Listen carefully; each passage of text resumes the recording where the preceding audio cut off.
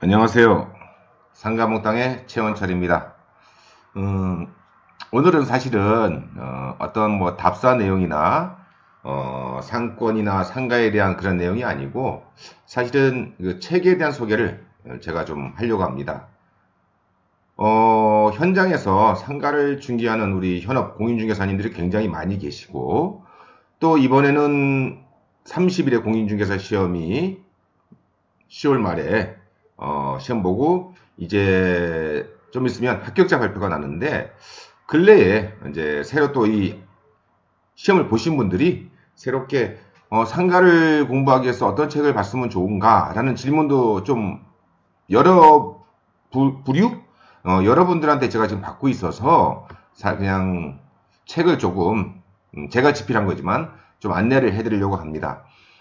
현재 대한민국에서 이 상가 중개에 대한 책은 우리가 현업에서 일을 하면서 중개를 하기 위해서 상가에 대해서 알아야 될 내용들을 책으로 출판된 것은 한 3권, 4권 정도밖에 없습니다.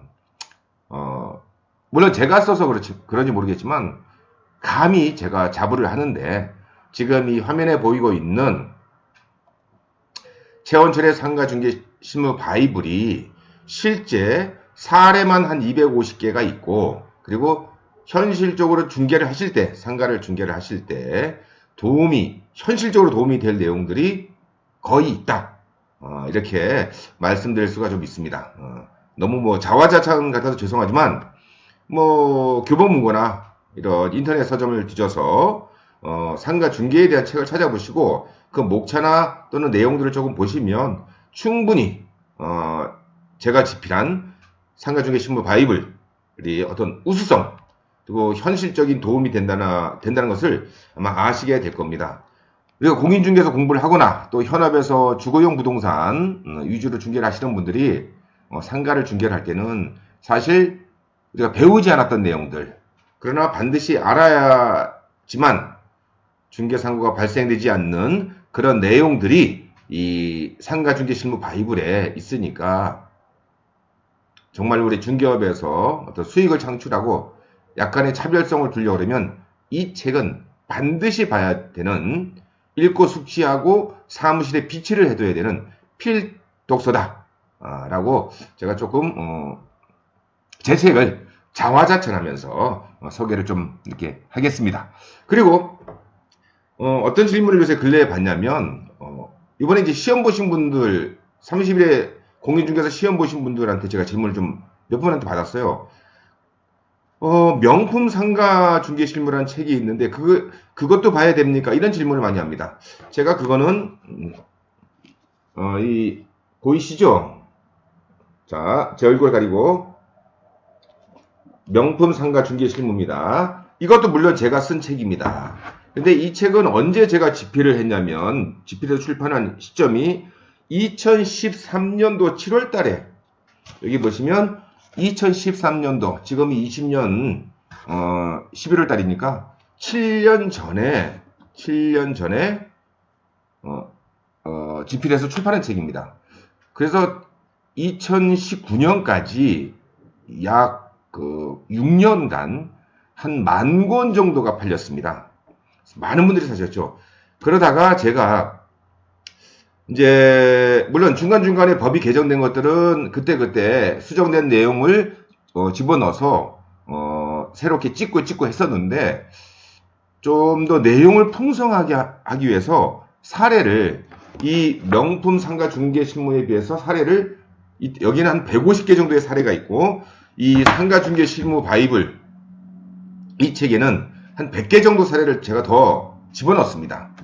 현재 중개할 때, 우리 상가를 중개할 때는 거의 사례 위주로 접근해야 하다 보니까 사례를 한 100개 정도 더 집어넣고, 내용도 명품 상가 중개 실무에 비해서 좀 더 풍성하게, 좀 더 알차게 개정한 겁니다. 그러니까 완전히 개정했다 이렇게 생각하시면 됩니다. 그래서 혹시 상가를 중개하기 위해서 내가 기본적으로 어떤 필독서 하나 사야 되겠다라고 하면, 명품 상가 중개 실무 책은 지금 절판이 돼서 없고요.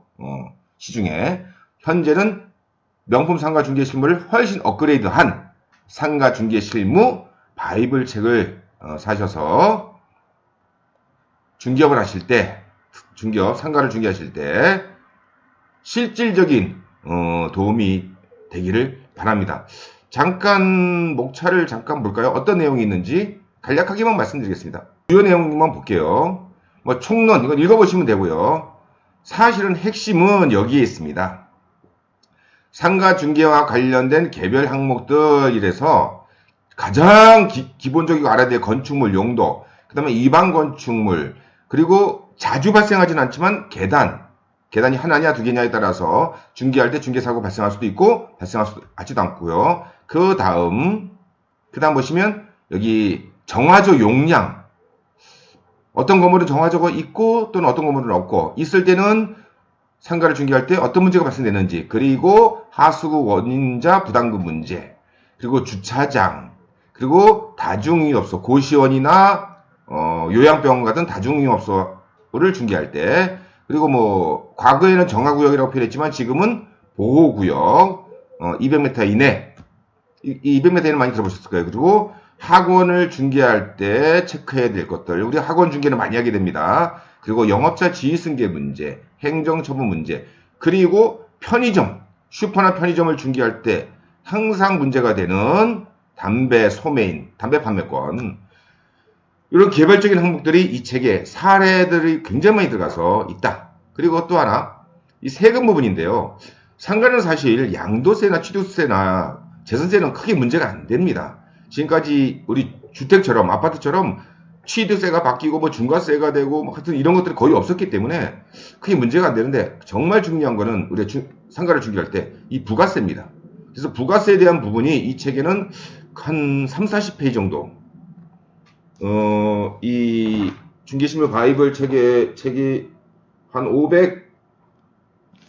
70페이지 되는데요. 거의 한 4, 50페이지 정도가 이 부가세에 대한 내용입니다. 부가세는 우리가 상가 중개를 할 때 반드시 알아야 되는, 정말로 정리가 돼야 되는 아주 중요한 내용입니다. 그리고 이제 그냥 임대차에 대한 내용들이 쭉 있고요.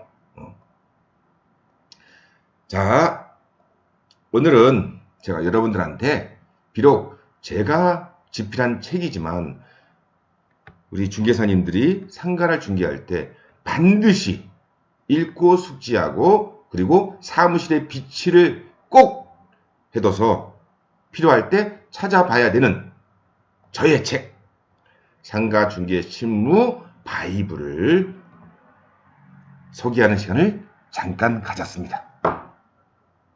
꼭 구매하셔서 상가 많이 중개하셔서 돈 많이 버시기 바랍니다. 지금까지 상가몽땅의 최원철이었습니다. 감사합니다.